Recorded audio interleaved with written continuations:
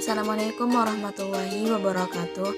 Halo, perkenalkan nama saya Nurul Afifah Fitriyatus Sholihah, NIM 22610015, Prodi Psikologi dari Universitas Gadjayana Malang. Di sini saya akan menceritakan biografi tokoh psikologi pada masa pertengahan di dunia Islam, yaitu yang bernama Abu Nasr Muhammad Ibnu Muhammad Ibnu Tarhan Al-Farabi pada tahun 870 sampai 990 Masehi. Al-Farabi ini dikenal dengan sebutan Al-Farabius. Beliau lahir di Khorasan pada tahun 257 Hijriah yang bertepatan dengan tahun 870 Masehi. Beliau wafat di kota Damaskus pada tahun 950 Masehi, usianya yang berumur 80 tahun. Beliau lahir dari seorang ayah keturunan Persia dan ibu yang berdarah Turki. Sejak kecil, Al-Farabi sudah menampilkan kecerdasan dan bakat besar yang hampir di setiap seni dipelajarinya.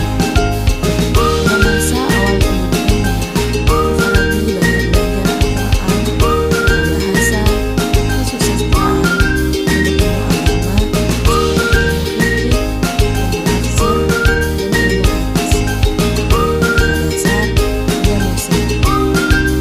Sampai Al-Farabi disebut dengan pendiri Neoplatonisme Islam. Al-Farabi ini sering disebut sebagai The Second Teacher dan penerus dari Aristoteles, yaitu The First Teacher. Pemikiran Al-Farabi ini banyak dipengaruhi oleh tiga filosof Yunani kuno.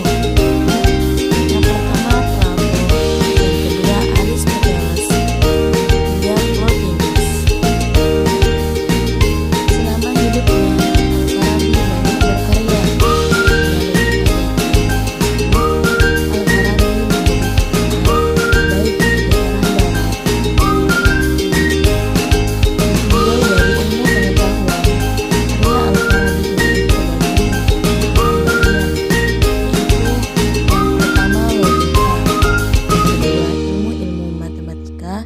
Yang ketiga ilmu alam, yang keempat teologi, yang kelima ilmu politik dan kenegaraan, yang keenam bunga rampai atau untuk membawa akhir.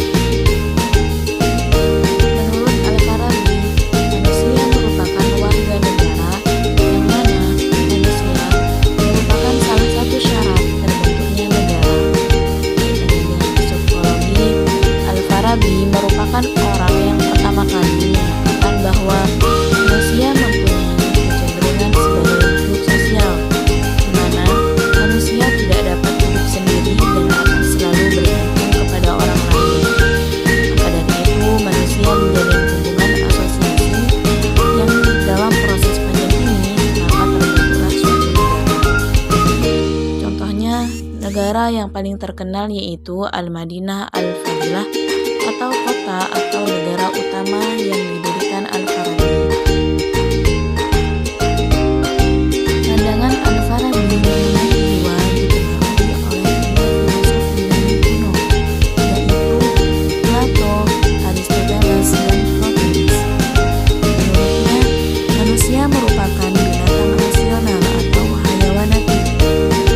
Jiwa manusia menurut Al-Farabi merupakan sesuatu yang bersifat imaterial, yaitu jiwa ada setelah tubuh diciptakan dan menyatu dengan tubuh secara aksidental. Artinya, dimana jika tubuh hancur, jiwa tidak dengan sendirinya hancur, sebab jiwa dan tubuh mempunyai substansi yang berbeda. Jiwa bersumber dari alam ilahi yang abadi, sedangkan jasad bersumber dari makhluk yang fana. Menurut Al-Farabi, jiwa manusia terdiri dari 5 daya, yaitu yang pertama nutritif atau vegetatif. Daya nutritif ini merupakan daya yang memungkinkan manusia untuk tumbuh dan berkembang.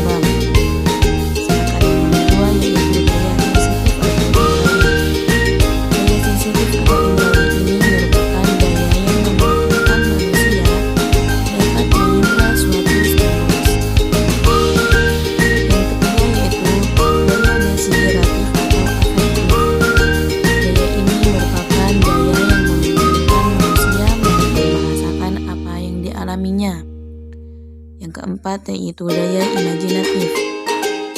Daya ini merupakan daya yang memungkinkan manusia untuk membayangkan objek-objek yang telah diindranya dan mengombinasikan imajinasinya dengan yang lainnya.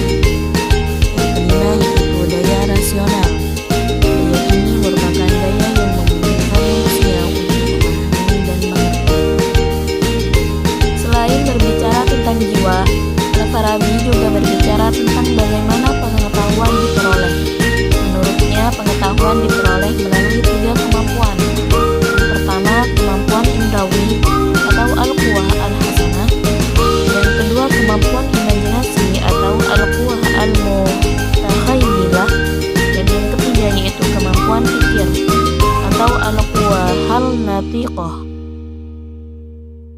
Bagian-bagian yang termasuk ke dalam ketiga kemampuan tersebut yaitu yang pertama kemampuan indrawi, biasa disebut juga kemampuan indera eksternal, yang meliputi penglihatan, penciuman, pendengaran, peraba, dan pendekat. Indera eksternal ini atau indrawi ini termasuk indera yang paling rendah karena posisinya yang hanya menangkap tanpa mampu mengolahnya secara mandiri. Dan yang kedua yaitu kemampuan imajinasi atau disebut juga kemampuan internal. Kemampuan internal ini meliputi kemampuan representasi atau al-quwah al-musyawwirah, kemampuan estimasi atau al-quwah al-wahm, kemampuan mengingat atau al-quwah al-hafizah, kemampuan imajinasi rasional atau al-quwah al-mufakkirah, dan kemampuan imajinasi sensitif atau al-quwah al-mutakhayilah. Dan yang ketiga yaitu kemampuan pikir. Kemampuan pikir meliputi kemampuan praktis atau al-quwah al-amali dan kemampuan teoritis atau nazari. Menurut Al-Farabi, kegemaran manusia terhadap melodi ataupun musik bersifat instinktif, tidak diperlukan proses belajar. Itu sebabnya mengapa manusia suka terlena ketika mendengarkan musik.